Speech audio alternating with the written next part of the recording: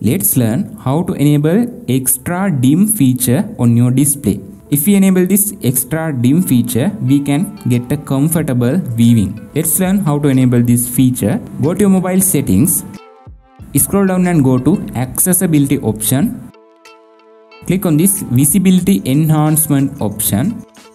In here, you can enable this extra dim feature.